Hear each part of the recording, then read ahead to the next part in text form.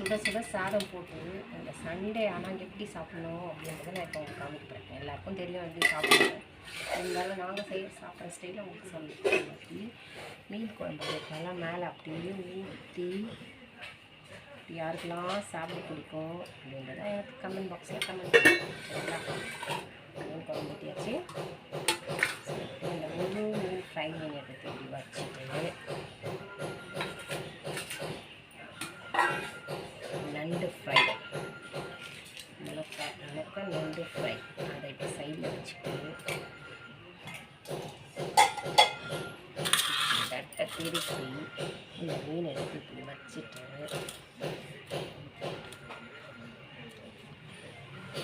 சுடுது ஃப்ரெண்ட்ஸ், சாப்பிட முடியல.